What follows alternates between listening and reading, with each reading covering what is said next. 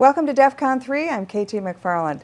Another hack attack. Well, the Pentagon's on alert after Russia is strongly suspected of being behind a sophisticated cyber attack against the Defense Department's Joint Staff email system. You know, it's one thing to hack into the White House public website, but it's quite another to hack into the emails of the military's top brass. Here with reaction is Dave Chronister. He's the founder of Parameter Security. Dave, welcome to DEF CON 3, but let me ask you, every week we seem to see another even bigger hack attack, Office of Personnel Management, and now the Joint Chiefs of Staff. Is there anything we're doing to stop this? Well, you know, the first thing I want to just bring up is the fact that everybody is calling this a sophisticated attack.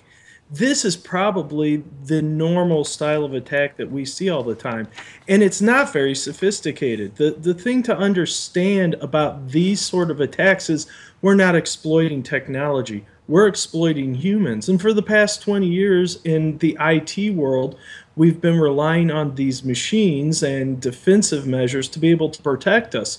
What everybody is learning in a very, very horrible way is that the hackers aren't necessarily going after your technology. They're going after your people. Getting someone to click on a link is a lot easier than being able to go after a firewall. Okay, but then Dave, you know, we've all seen it where you see the link, click on this if you want the special, you know, insider price to buy X, Y, or Z. So if it's human error, how do we go about preventing human error? Just tell everybody, don't open those emails, don't click on anything?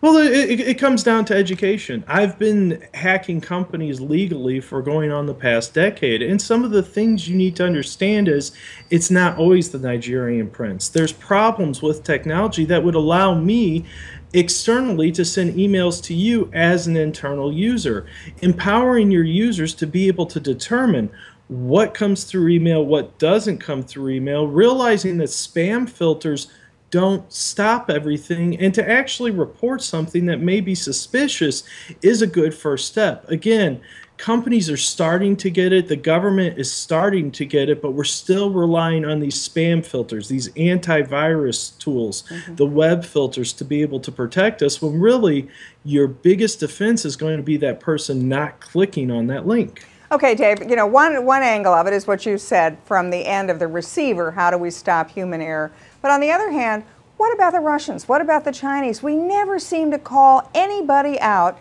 despite the massive data theft, information technology, personnel thefts, and now the emails of the chairman of the Joint Chiefs of Staff. Well, you know, we always call out the Russians and the Chinese, but if you really start to look at it, number one, this is not something that's very new. Even before I got into this field in the early 2000s, you would see where the quote Chinese were attacking, and it was usually below the fold. But really, every country is actually doing this. What we need to realize is that we are becoming an information-based society. As much as I disagree with a lot of his political, ideologically, Russia, Putin, he actually is moving a lot of sensitive data back to typewriters. What we have to understand is maybe there's certain information that should not be on computers. And if they are, maybe they shouldn't be on computers that are interconnected with public networks such as the internet. You know, it calls into question, remember the thing about Osama bin Laden, the reason they couldn't find him was he never accessed the World Wide Web? Maybe there was something to that. Thanks, Dave. Maybe. What do you think? There really is something to it. In my practice, and again, I live, eat, and breathe this. In my practice, if I do not want somebody to know something, I don't put it on a system. I have a vault in my office that someone will have to physically gain access to. It's not going to be available to everyone. We hear about rushing to the cloud. We hear about we have to do this. A lot of companies feel like they have to have the innovation there first. Innovation's good, but what we're seeing here is that maybe we need to take a step back, understand what the risk is, and really how it affects not only your systems, but other systems that may be connected to yours. Okay, well, thanks, Dave Chronister of Parameter Security.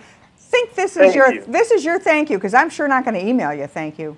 Well, check out foxnews.com for more on this developing story. I'm KT McFarland. Thanks for watching DEF CON 3.